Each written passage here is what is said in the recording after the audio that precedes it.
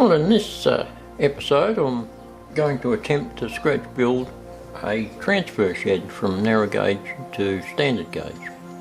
Now I've got one of my standard gauge box cars there, which would be fairly typical of what might get shunted into the shed for transfer of freight, and the all narrow gauge loco there, which is pretty typical of the size of the narrow gauge. And what I've done is got a bit of cardboard and did a bit of cutting and shutting and fiddling and come up with this little template here, which allows clearance for both the standard gauge box car to run through and also clearance for the narrow gauge to go in. Now, after some extra measuring, I was able to make the opening for the narrow gauge a little bit smaller, and I've marked that on my template as such. And over here on this side, on the hill, that won't be a solid wall, it'll be just an upright there with an overhang veranda type situation. But that's our basic shape. I'll transfer that in much more precise detail onto some graph paper and use as a template to make up some wooden framework. Okay, let's make a start on this little shed here. First of all, I need to put a piece in between the rails to act as a base for the platform. So I have cut a bit here, which I prepared earlier. That fits in between the sleepers there. So we'll glue that on and then put another bit on.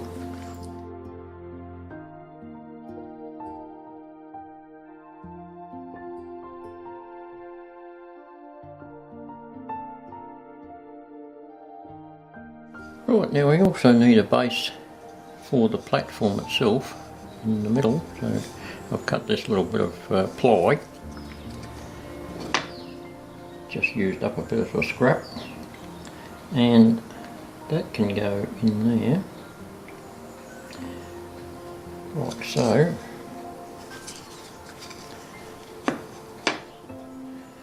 And I'll stick that down.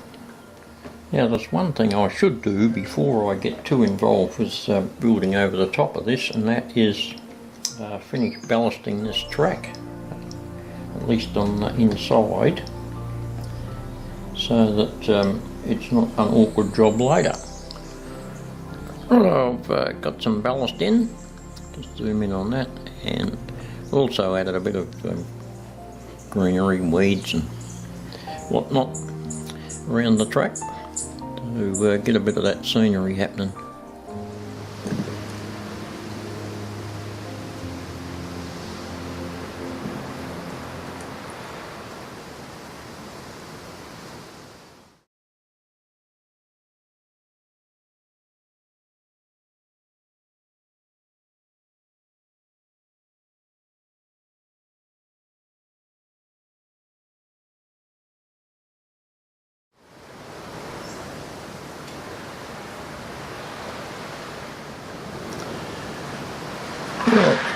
I've got little cross members there that you saw me cutting before. I've got one on each end.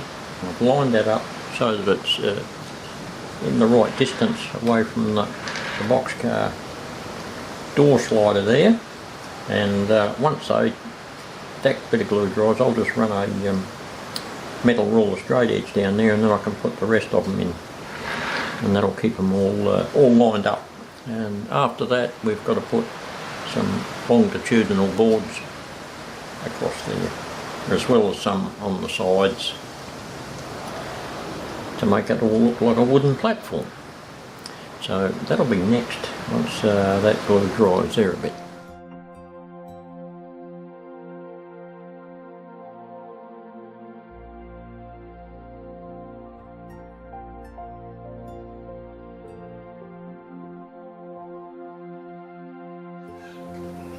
Alright, I've got the bases for the platform planks, which are going to run longitudinally on there. So they're the little bases there.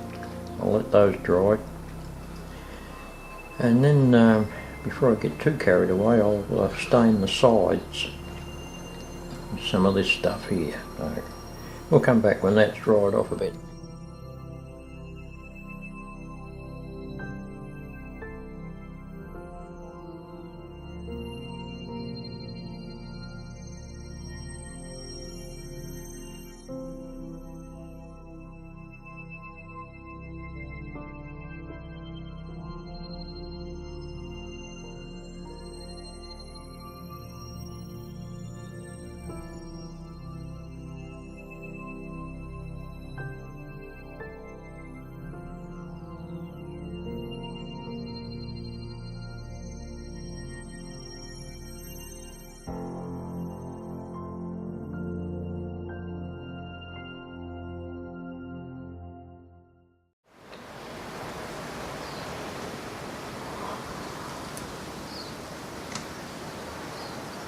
There we go. Put a bit of weight on that and hold it down until it dries. Alright, there's our floor of our transfer shed down. I'll zoom in, give you a close look at that. It's all individual boards, and I'll score those with the knife into appropriate lengths so that it doesn't look ridiculously long. And give it a bit of stain as well.